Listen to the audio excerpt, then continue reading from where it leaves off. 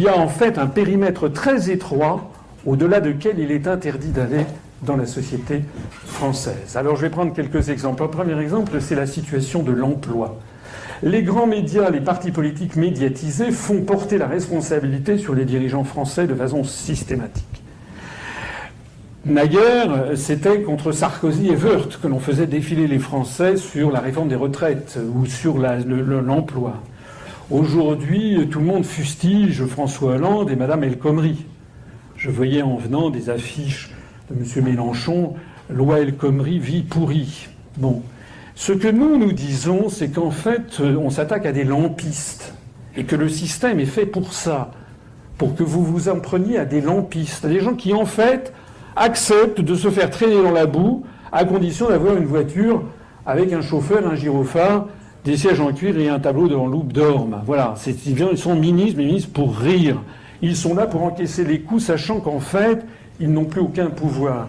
Ce que nous disons, c'est que le chômage est principalement dû aux choix macroéconomiques nocifs qui résultent de notre appartenance à l'Union européenne et à l'euro, notamment à la politique budgétaire continuellement récessive imposée par la Commission européenne sur la base de l'article 121 du traité sur le fonctionnement de l'Union européenne et à la politique visant à assurer la viabilité de l'euro qui est imposée par la BCE à Francfort, politique de taux d'intérêt, politique de taux de change, réforme structurelle exigée notamment en vertu de cet article 121 du traité sur le fonctionnement de l'Union européenne qui fixe ce que l'on appelle les grandes orientations de politique économique. Je ne sais pas si vous le savez, mais il faut que vous le sachiez.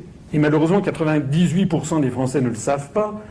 C'est que les traités européens, notamment l'article 121 du TFUE, qui résulte du nouveau traité de Lisbonne, mais ça remonte en fait à Maastricht, ont confié à la Commission européenne le devoir de fixer à tous les États membres de l'Union européenne ce qu'on appelle les grandes orientations de politique économique qui fixent très exactement ce qui doit se passer, c'est-à-dire les privatisations, la flexibilisation du travail, la remise en cause des CDI, etc., etc. C'est pas pour rien qu'au même moment, dans tous les pays de l'Union européenne, il y a les mêmes prétendues réformes indispensables qui s'imposent. Alors, en réalité, on voit que nous avons affaire à des marionnettes. Je rappelle, le 20 octobre 2008, Nicolas Sarkozy à Rethel annonce un plan emploi. On allait voir ce qu'on allait voir. Il nous annonçait l'extension. Rethel, c'est dans les Ardennes, comme vous le savez. Il nous annonçait l'extension du contrat de transition professionnelle, la convention de reclassement personnalisé, la simplification des filières d'indemnisation des chômeurs, l'aide aux services à domicile, la remise en cause de l'interdiction du travail dominical, la fusion NPE-UNEDIC dans Pôle emploi, la relance du crédit et des contrats aidés, 330 000 contrats aidés.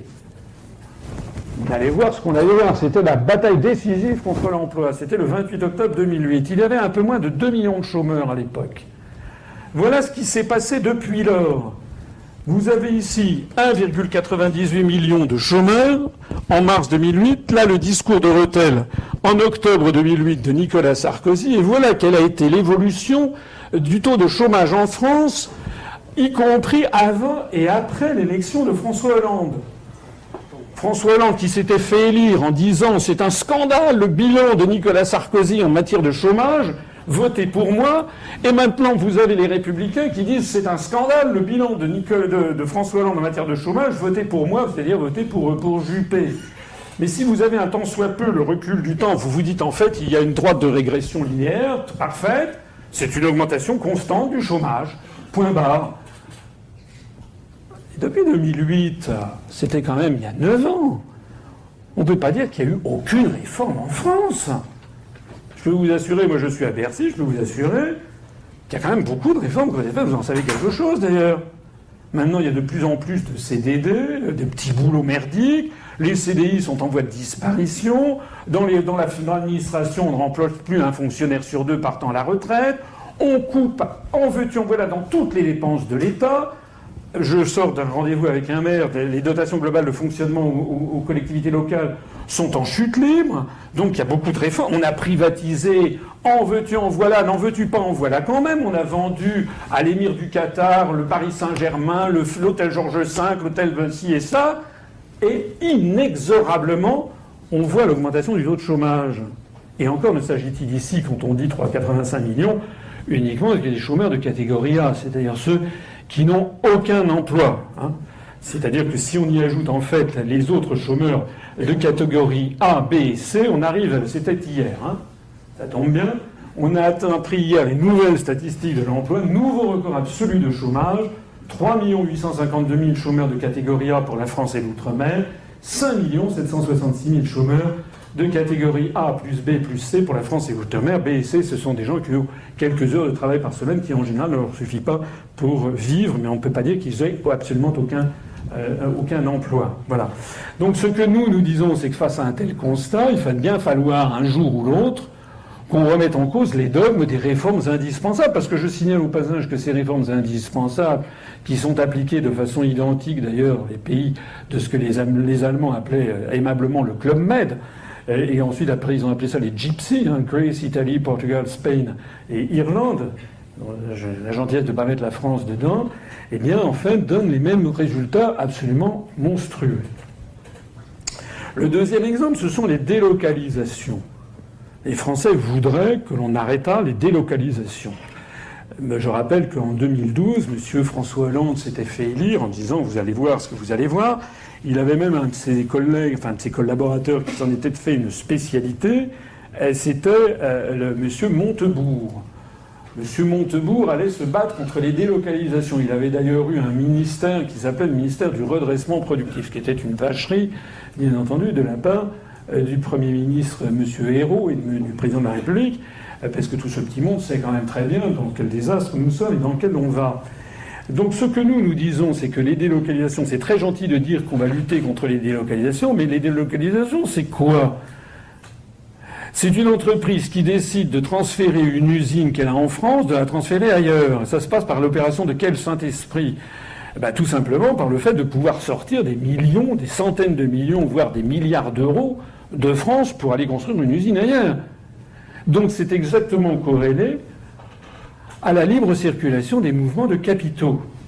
Les délocalisations sont dues à l'article 63 du traité sur le fonctionnement de l'Union européenne qui nous dit, dans le cadre des dispositions du présent chapitre, toutes les restrictions au mouvement de capitaux entre les États membres et entre les États membres et les pays tiers sont interdites. En fait, il s'agit de la reprise d'un article qui ne portait pas ce numéro, mais qui figurait dans le traité de Maastricht de 1992. Et ça n'est pas pour rien que... Allez regarder... Je suis obligé de faire une conférence assez rapide parce que je veux qu'on puisse parler à la fin, mais allez regarder d'autres conférences que j'ai faites où je vous explique. Si vous allez regarder un dictionnaire étymologique de la langue française, vous verrez que le mot délocalisation est apparu en France en 1993, c'est-à-dire quelques mois après la ratification du traité de Maastricht. La première délocalisation, c'était l'affaire Electrolux, d'une entreprise qui fabriquait des aspirateurs et qui allait se délocaliser en Écosse. Donc c'est très précisément daté, hein. Sous Vincent Auriol, sous René Coty, sous Charles de Gaulle, sous Georges Pompidou, sous Valéry Giscard d'Estaing et sous François Mitterrand jusqu'en 1992, on ne parlait pas de délocalisation. Et pourtant, il y avait déjà, je vous assure, le roi d'Arabie, il existait déjà, il y avait déjà des milliardaires américains, il y avait déjà des tas de gens. Pourquoi n'en parlait-on pas avant et qu'on en parle maintenant ? C'est tout simplement parce qu'avant, il y avait un système qui s'appelait le contrôle des mouvements de capitaux. Hein, et qui dit contrôle, dit contrôle. Ça n'est pas interdiction. Ça veut dire de temps en temps on dit oui, de temps en temps on dit non. Voilà. Maintenant, avec l'article 63, en réalité, le feu vert a été donné aux entreprises pour expatrier leurs usines dans des pays à très bas coût de salaire. Point barre. Donc lorsque les Français élisent, par exemple, M. Hollande, en se disant « Oui, j'ai entendu à la radio, et Montebourg, il va s'opposer aux délocalisations ». Et puis après, 6 mois après, les gens disent « Ah ben, je me suis fait avoir, c'est des corrompus, c'est des salauds ». Mais nous, on nous dit « Non, c'est pas des corrompus, c'est des salauds, ce sont des lâches, ce sont des gens qui ne vous ont pas dit la vérité. La vérité, c'est que nous avons... C'est comme un contrat de travail. Ou un contrat comment dirais-je, de téléphonie mobile. Quand vous avez passé un contrat avec Bouygues, vous avez passé un contrat avec Bouygues. Bon, voilà. Vous êtes obligé, un contrat de travail, vous êtes obligé de respecter votre contrat de travail, un contrat de location. Ben là, c'est pas la même chose. Les Français, ils ont un contrat qui s'appelle les traités européens. Et ben, vous ne pouvez pas vous y soustraire aux traités européens. La seule façon de s'en soustraire, c'est d'en sortir en dénonçant les traités.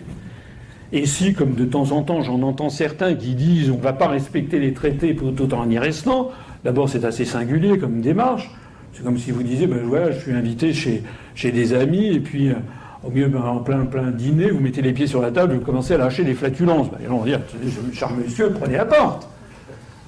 Si on ne veut plus respecter un traité, on ne respecte plus le traité, c'est-à-dire on s'en va. Comme disait De Gaulle, si on est couillonné, on dit je suis couillonné, je m'en vais.